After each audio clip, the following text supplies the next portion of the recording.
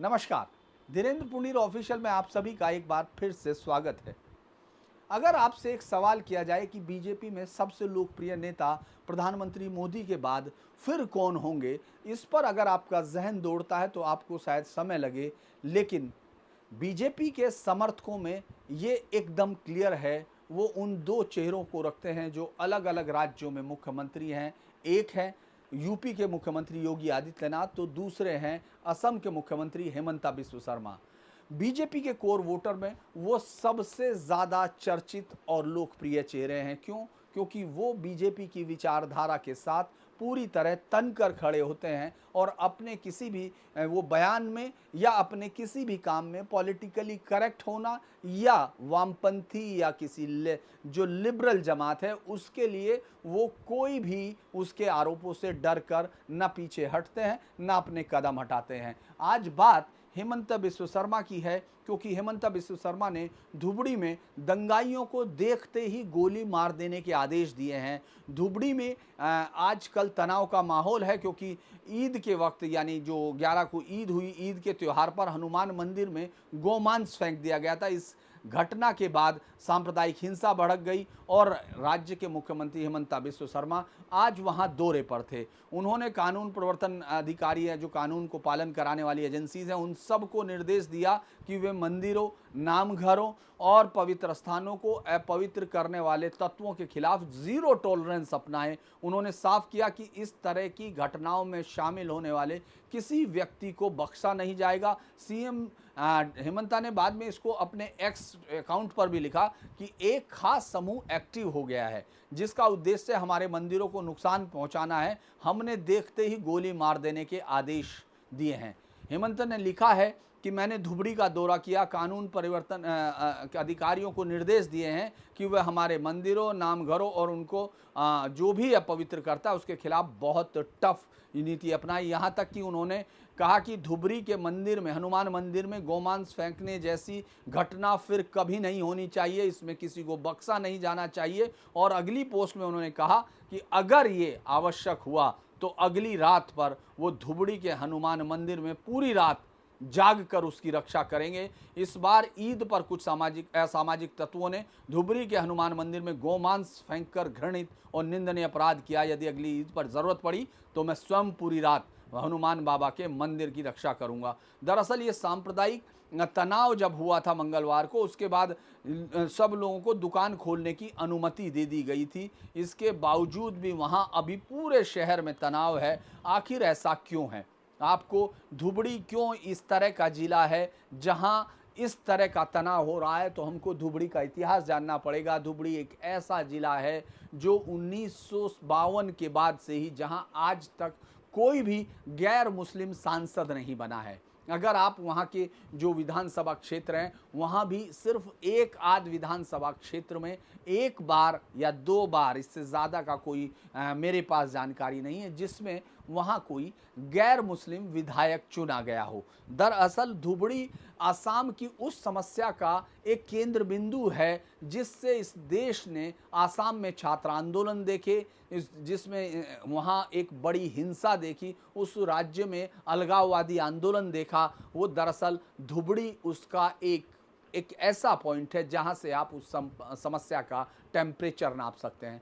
मैं जब धुबड़ी में कभी एक बार चुनाव कवर करने गया, कांग्रेस के गुलाम नबी आज़ाद उस समय प्रभारी हुआ करते थे और मैं कांग्रेस, जब पहली बार बीजेपी वहाँ चुन के आई थी 2016 की बात है, तो तब मैं वहाँ उस समय चूँकि हम लोगों को, रिपोर्टरों को कवर करना होता है एक दिन नेताओं के साथ, तो उस दिन मैं उनके हेलीकॉप्टर के साथ था। और जब मैं घूम रहा था पूरे उस धुबड़ी जिले में, तो कहीं भी ये दिख नहीं रहा था। हालांकि फिर वो सभा उस दिन नहीं हुई थी क्योंकि कांग्रेस की वहाँ एक तरह से ज़मीन तब तक खत्म हो चुकी थी। धुबड़ी जिला AIUDF के यानी और ज़्यादा कट्टर जो इस्लामिक आइडियोलॉजी के साथ हैं, वो अजमल को के साथ जा चुका था। लिहाजा वहाँ कांग्रेस को एक सभा करने के लिए भी भीड़, जो सम्मानजनक भीड़ हो, जिस वो नेता को वो नेता बोल सकते हैं कुछ सौ लोगों के लिए भी, लेकिन आप कुछ सौ लोग भी इकट्ठा करने में नाकाम थे। तो उनके साथ मैं उतरा, उसके बाद उस शहर में गाड़ी में घूमते वक्त चर्चा करते हुए जा रहे थे, तो वहाँ BN डिग्री कॉलेज और तमाम चीज़ें दिखाई दी। तो मेरा एक सवाल था स्वाभाविक सा कि यहाँ हिंदू आबादी इतनी बड़ी दिख नहीं रही है, लेकिन जो शिक्षण संस्थाएं हैं उनमें BN डिग्री कॉलेज जैसे दिख रहे हैं, भोलानाथ डिग्री कॉलेज और इंटर कॉलेज वहाँ मुझे जो दिखाई दिए थे। तो पता चला कि अब यहाँ हिंदुओं की संख्या उंगलियों पर गिनने के लिए रह गई। फिर बाद में अगर आपको उसका आंकड़ा भी देखना हो, तो अभी अगर हम आंकड़े के हिसाब से देखते हैं तो धुबड़ी के पूरे उसमें लगभग 20% हिंदू बचे हैं। 80% 79 पॉइंट समथिंग आबादी जो है वहाँ मुस्लिमों की है। ये जिला बांग्लादेश के साथ लगभग 40-42 किलोमीटर की लंबी इसके साथ एक पूरी सीमा मिलती है, और यही इसके इस डेमोग्राफी बदलाव का कारण है। अगर हम लोग इस पूरे शहर की बात करते हैं, आखिर ये शहर ऐसा हुआ कैसे, तो 1920 के आसपास इस पूरे इलाके में हिंदू बाहुल्यता थी। यानी अगर हम 1920 के करीब का देखें, वहाँ मुस्लिम आबादी काफ़ी थी, क्योंकि जो अंग्रेज लोग थे उन्होंने ये कोशिश की, जब जूट और पटसन का उद्योग लग रहा था, तो वो पहला एक्सपेरिमेंट हुआ था जब एक तरह से डेमोग्राफिक अनजाने में की थी या सोच के की थी, इस पर तो हम लोग अलग से बात कर सकते हैं और ज़्यादा अध्ययन करना होगा। लेकिन वहाँ हज़ारों लाखों मुस्लिम्स उनको लाकर वहाँ बसाया गया था, चूँकि वो पटसन और जूट के लिए जो मजदूर चाहिए थे, वो सस्ते मजदूर के लिए ये पूर्वी पाकिस्तान जो बाद में बना और बाद में बांग्लादेश बना, उस हिस्से से मुसलमानों को लाकर धुबड़ी के ज़िले में बसाया गया था। और यहीं से ये जो अंतर है, जो जनसंख्या के बीच का अंतर है, ये आना शुरू हुआ था। 1920 के बाद से इस पूरे मसले पर एक 1952 तक आते आते ये ज़िला मुस्लिम बाहुल्य हो गया था। हालांकि बहुत ज़्यादा संख्या उस वक्त भी नहीं हुई थी, लेकिन हाँ बाहुल्य हो गया था। आप सोचिए कि जब डिवीज़न हुआ, पाकिस्तान बना, तो जो यहाँ से मुस्लिम्स गए बाकी तमाम जगह और वहाँ से हिंदू आए, ये आबादी का ट्रांसफ़र हुआ। लेकिन चूँकि जो नदी बीच में पड़ती है जो बहुत सारा, उससे अवैध आव्रजन जारी रहा। यानी वहाँ से बांग्लादेश से, जो अब बांग्लादेश है, वहाँ से मुस्लिमों की तादाद इस शहर में आती रही और इस शहर का डेमोग्राफी बदलता रहा। इस शहर का वैसे तो बहुत पुराना इतिहास है, और इसको एक वहाँ की जो एक लोक कथा है चांद सदागर के साथ, यानी सौदागर चांद, मतलब वो मुस्लिम्स नाम नहीं है, ये आपको चांद सौदागर के नाम से, चूँकि सदागर वहाँ बोलते हैं उसमें, ये एक वहाँ की लोक कथा के साथ है। और उस शहर का जिक्र उसी वक्त आता है, और ये भी कहता है कि यहाँ अलग अलग कहानियों में आता है कि धुबरी नाम पड़ा धोबी से, चूँकि यहाँ देवताओं के कपड़े कभी धुलते थे। इस तरह की बहुत सारी कहानियाँ इस शहर में थी। लेकिन अब ये शहर उन कहानियों के साथ नहीं है। इस शहर में पूरी की तरह बदलाव हुआ, और ये कहानी जो असम आंदोलन शुरू हुआ था जनसंख्या क्या, उसमें विदेशी विरोधी आंदोलन जिसको कहा जाता है, वो 1979 से 85 जब तक अकॉर्ड हुआ था राजीव गांधी के साथ, उस वक्त तक चला था। इसमें आसाम गण परिषद, और वो उसमें मुख्य मांग ही ये थी कि पूरी मांग बांग्लादेश यानी तत्कालीन पूर्वी पाकिस्तान से अवैध रूप से आए हुए प्रवासियों की पहचान करके उन्हें मतदाता सूची से हटाना या वापस भेजना। असमिया मूल के लोगों को डर था कि इन प्रवासियों की वजह से उनकी सांस्कृतिक पहचान, भाषा, भूमि और आर्थिक अवसर खतरे में पड़ जाएंगे। और आप ये कह सकते हैं धुबड़ी में जाके कि ये डर कोई निर्मूल नहीं था। आज आपको धुबड़ी में तो खैर 1952 से ही आज तक कोई भी गैर मुस्लिम सांसद नहीं चुना गया, मैंने आपको बताया है। धुबड़ी का मुद्दा, चूंकि धुबड़ी असम के सबसे पश्चिम छोर पर है और बांग्लादेश के साथ एक लंबी और पोरस बॉर्डर इसके साथ है, जिसका एक बड़ा हिस्सा नदी से घिरा, जो मैं आपको बता रहा था, और यही प्राथमिक प्रवेश बिंदु बनता है। आंदोलनकारियों ने उस वक्त, ये तो हुआ था एक मंगलादोई उपचुनाव होना था लोकसभा का, उस वक्त की जो वोटर सूची आई थी उसमें ये देखकर पूरे आसाम में एक उबाल आया था, और बाद में उसकी कमान स्टूडेंट ने संभाल ली थी कि जो मतदाता सूची थी उसमें मूल असमिया लोगों की संख्या बहुत कम थी। ज़्यादातर नाम मुस्लिम्स अप्रवासियों के थे, जो बांग्लादेशी नाम थे, जिनको असम में मियाँ मुस्लिम्स कहा जाता है, यानी वो वहाँ के मूल मुस्लिम नहीं होते। अक्सर आपने सुना होगा, खुद हेमंता बिस्व शर्मा इस बात को बोलते हैं कि मियाँ मुस्लिम्स। तो ये जो एक आंदोलनकारियों का मानना था कि धुबड़ी जैसे जिलों में ये जनसंख्या परिवर्तन बहुत तेजी से हो रहा है और जो असमिया आबादी है वो अल्पसंख्यक में बदल रही है और मुख्य मुस्लिम प्रवासी वहां बहुसंख्यक हो रहे हैं। ये बहुत बड़ा वो था। धुबड़ी के चुनावी रोल में विदेशी नामों की उपस्थिति एक बड़ा मुद्दा बन गई थी। ये भी एक बड़ा मुद्दा था मंगलादुई के उसके बाद, और इसके बाद तो ये चिंगारी के तौर पर हो गई। पाया गया कि बहुत बड़े नाम है जिसमें संदेह था कि ये सब विदेशी हैं, और फिर ये मांग और निष्कासन के लिए जो कार्रवाई है, जो आंदोलन है, वो पूरे राज्य में फैला। उस दौरान अगर हम लोग देखें तो एक बड़ी हिंसा इन इलाकों में हुई। ये तो 1983 में एक नैली नरसंहार हुआ तो था ये मोइरंग में, जो मोरी गांव जिले में, लेकिन 2 से 3 हज़ार लोगों की मौत मानी जाती है। ये नरसंहार में ये अवैध प्रवासियों के आंदोलन की सबसे भयानक परिणति में था, और उसने पूरे असम, जिसमें धुबड़ी भी शामिल था, सांप्रदायिक विभाजन को गहरा किया था। इसके बाद एक illegal migrant determination by tribunal act लाया गया था 1983, और ये आंदोलन और हिंसा के बाद केंद्र सरकार लाई थी। लेकिन ये आयोग जो है, ये पहले कानून सिर्फ असम के लिए था, और इसका उद्देश्य था, ये जो बातचीत में बताया गया, कि अवैध प्रवासियों की पहचान होगी। लेकिन उसी के बाद जैसे ही एक्ट लागू हुआ तो ये आंदोलनकारियों और आलोचकों को लग गया था कि आंदोलन अवैध प्रवासियों के पक्ष में है, बजाय कि उनको बाहर निकाले, क्योंकि इसमें जो अवैध प्रवासी को सिद्ध करने की जिम्मेदारी सीधे शिकायतकर्ता को दी गई थी। उसमें उस आदमी को नहीं जिस पर शक है कि वो बाहर से आया। इसमें यह है कि अगर आपने शिकायत की तो आप साबित कीजिए वो बाहर से आया। तो लिहाजा इससे तो किसी को निकालना असंभव हो गया, बहुत मुश्किल हो गया, और इस कानून को विशेष रूप से धुबड़ी जैसे जिलों में अवैध प्रवासियों को बचाने के लिए डिजाइन किया गया, ऐसा माना गया। इस बड़ी संख्या में जहां बंगाली मूल के मुस्लिम रहते थे, वहां इस कानून ने उस आंदोलन को और उग्र बना दिया, और आखिर में 2005 में सुप्रीम कोर्ट ने इस एक्ट को असंवैधानिक घोषित किया था। आप इस प्रक्रिया को देखिए कि किस तरह से कुछ पार्टियों ने इस देश में इस समस्या को इतना गहरा होने दिया, जबकि 1947 के बंटवारे में लाखों लोगों की जान गई। दुनिया का सबसे बड़ा हिंसक बंटवारा था,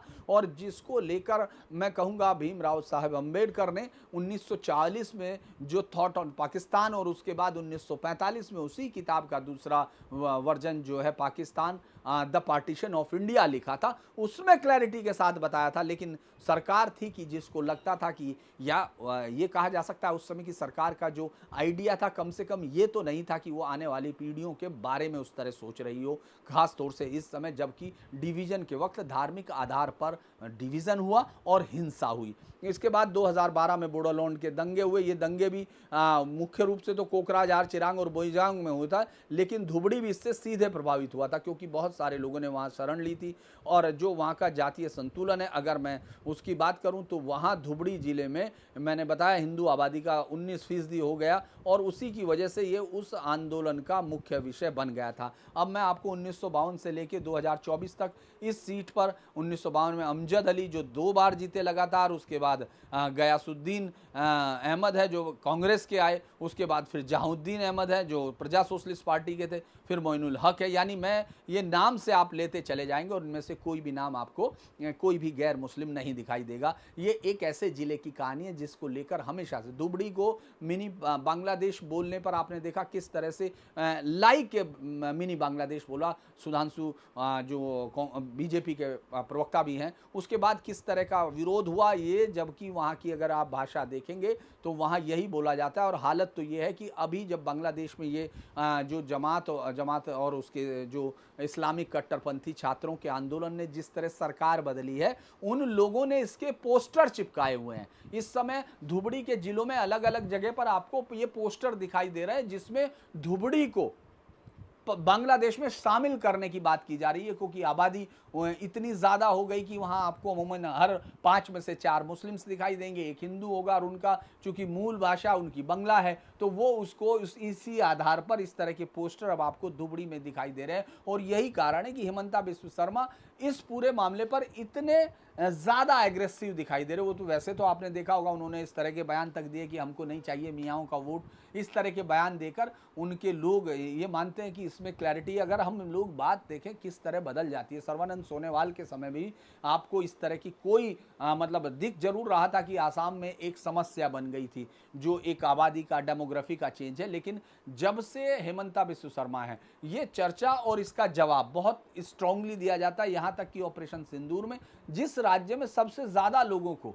ऑपरेशन सिंदूर का के दौरान भारतीय सेनाओं की जो है आलोचना करने पे या बदनाम करने पे या फिर पाकिस्तान के जिंदाबाद के नारे, उनमें सबसे ज़्यादा कार्रवाई आसाम में हुई। लगभग 58 इस तरह के मामले वहाँ आए, उनमें पकड़े गए, उन लोगों को जेल भेजा गया। अभी आपने देखा होगा शर्मिष्ठा पनोली वाले में आखिरकार वजाहत के खिलाफ जो जो जो शख्स हैबिचुअल ऑफेंडर था, हिंदू देवी देवताओं को गाली देने का, यहाँ तक कि माँ कामाख्या देवी पर जिस तरह की टिप्पणी उसने की थी, और उसके बावजूद उसने एक बनकर एक शर्मिष्ठा को वहाँ जिस तरह से पकड़वाया कोलकाता पुलिस से, उसके बाद खुद हेमंता बिस्व शर्मा ने बयान दिया कि उसको ढूंढा जाएगा। तो उसके बाद खुद कोलकाता पुलिस ने गार्डन रीच ने पकड़ लिया, बजाय इसके कि वो असम पुलिस से। तो ये हेमंता बिस्व शर्मा की जो ताकत है, वो उसकी ताकत सबसे बड़ी यही है कि वो आसाम में जो डेमोग्राफी चेंज हुए, जिसके लिए छात्र आंदोलन हुए, उसका सबसे बड़ा चेहरा, उसके खिलाफ जो है सबसे बड़ा चेहरा बन के हेमंता उभरे। और इसीलिए बीजेपी दूसरी बार आई। और अभी भी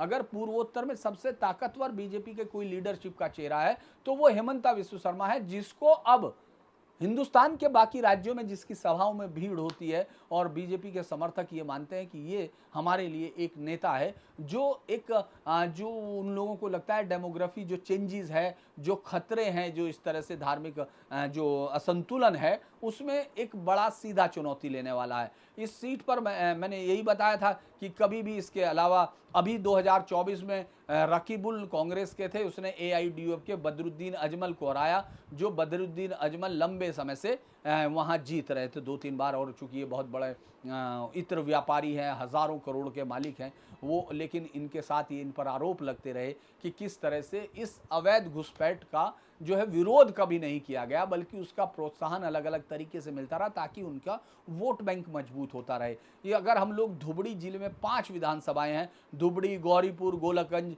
बिलासीपारा पश्चिम और बिलासीपारा पूर्व, मैं इसलिए ये बता रहा हूं ताकि आप इस घटना की गहराई तक जा सके। आप ये समझें कि सिर्फ धुबड़ी में ये मंदिर में मांस फेंकने की घटना भर नहीं है, ये उन तमाम जगह पर जो डेमोग्राफी चेंजेज हो रहे हैं, वहां उस जगह पर देश के खिलाफ जिस तरह की एक पूरी मुहिम शुरू हो जाती है कि पोस्टर चिपकने लगते हैं कि उनको बांग्लादेश में शामिल कर दिया जाए, और बहुत सारी चीज़ें एंटी कंट्री के जो एंटी नेशन आपको दिखने लगती हैं। इन आंकड़ों के मुताबिक धुबड़ी जिले की विधानसभा सीटों से कभी कभार ही कोई हिंदू चुनाव जीता होगा, वो भी मुख्य गोलकगंज जैसी एक सीट तक। धुबड़ी, गोरीपुर और बिलासीपारा की सीटों पर मुस्लिम प्रतिनिधियों का दबदबा रहा है। अगर धुबड़ी विधान सभा का निर्वाचन का इतिहास देखें तो 1952 से लेकर 2021 तक कोई कांग्रेसी विधायक नहीं हुआ।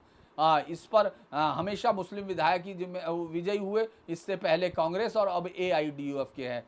मुझे लगता है कि हालांकि बहुत बुरी तरह कांग्रेस बीजेपी बहुत कोशिश करती है, लेकिन वहाँ उसको जीत नहीं मिलती। गोलकगंज में ज़रूर कुछ जीते हैं, वो भी इसलिए क्योंकि ये शुरुआती दौर में, उसके बाद नहीं, उस वक्त जबकि जब इस समय हुआ होगा 1951 के चुनाव में एक उदाहरण है कि जो संतोष कुमार बरवा गोलकगंज से जीता, उसके बाद में कुछ हिंदू उम्मीदवार इससे चुने गए, लेकिन उनका रिकॉर्ड अभी नहीं दिखता, और अब तो वहाँ सिर्फ मुस्लिम्स चुने जाते हैं। ये एक वो है जिसको लेकर आसाम में बहुत विरोध होता है। अब आप ये सोचिए कि एक राज्य का मुख्यमंत्री ये कह रहा है कि मैं जो हूँ वहाँ रात को सोऊंगा और तभी जाके जो है इस मुद्दे का हल निकलेगा। यानी मंदिरों में जो मांस फेंकने की घटनाएं हैं, वहाँ चूंकि आबादी कम हो गई और उसको लेकर वहाँ बहुत ज़बरदस्त विरोध, और ये भी कहा जाने लगा अब तो कि इन लोगों को बाहर जाना चाहिए, यानी इस ज़िले में सिर्फ मुस्लिम्स उसका हक है और वो लोग बाकी सबको वहाँ से निकल जाना चाहिए। तो मुझे लगता है कि ये बहुत बड़ा बयान है,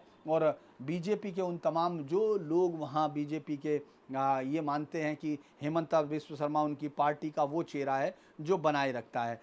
1920 में हिंदुओं की बहुलता थी, मैंने आपको बताया था, एक मैं डाटा बता देता हूँ। 1951 में 60% मुस्लिम थे और 40% हिंदू, यानी डिवीज़न के बाद भी उस हिस्से में, यानी जो डिवीज़न हुआ धर्म के आधार पर, लेकिन उसमें नहीं हुआ। और 2011 की जनसंख्या मैंने आपको बताई थी कि इतनी है, और ये लगातार इससे बदलाव क्या होता है कि 79 से 85 का मूलतः अवैध बांग्लादेशियों के बराबर था, उन्हीं के खिलाफ था, लेकिन इसका कोई फ़ायदा नहीं हुआ। और उस भी धुबड़ी का डेमोग्राफिक चेंजेस कंटिन्यू जारी रहा, और धुबड़ी पर आपको बहुत सारे लेख मिल जाएंगे अगर आप जाकर देखें कि किस तरह हुआ। बल्कि रेडिट पर एक आदमी ने लिखा, ऑलरेडी कंसीडर, हालांकि मैं इसको नहीं मान रहा हूँ, उसने कहा कि धुबड़ी एज ए बांग्लादेश की तरह वहाँ दिखाई देता है, वहाँ कहा जाता है इसको। और असम आंदोलन में धुबड़ी की जो वो है, वो ऑल असम स्टूडेंट यूनियन और असमी राष्ट्रवादियों ने इस पर आंदोलन चलाया था। वोट आर्थिक पहचान सुरक्षा के साथ जुड़ा। मैं इसको सिर्फ अब इस खत्म करता हूं कि सांप्रदायिक हिंसा का जो कारण है उसी की वजह से ये बड़ा फैसला लिया है। और इसको अगर हम लोग कहते हैं कि ये हिंसा मंदिर में एक गौमांस का टुकड़ा फेंकने से शुरू हुई थी, जो ये बताती है कि आसाम में भी स्थिति कोई बहुत अच्छी नहीं है, कम से कम उन बॉर्डर्स पर जहाँ डेमोग्राफी चेंज का प्रेशर लगातार बढ़ता जा रहा है। बांग्लादेश से उन लोगों के आने का जिस तरह से हम लोग अब बांग्लादेश में यूनूस की सरकार के बाद जिस तरह कट्टरपंथ को वहाँ दोबारा से ताकतवर होते देखते हैं, वहाँ ये चुनौती हो सकती है। तो मैं यही कहूँगा कि इस जो हेमंता बिस्व शर्मा है, उनका ये बयान हो सकता है बहुत सारे लोगों के लिए उनकी भौहें तिरछी कर दे, उनको गुस्सा दिला दे, लेकिन उनके समर्थकों को ये बयान मुझे लगता है कि ज़्यादा रिलीफ देगा। आप सभी से अनुरोध है कि अगर ये वीडियो पसंद आए तो इसको लाइक कीजिए, सब्सक्राइब कीजिए और शेयर कीजिए। नमस्कार।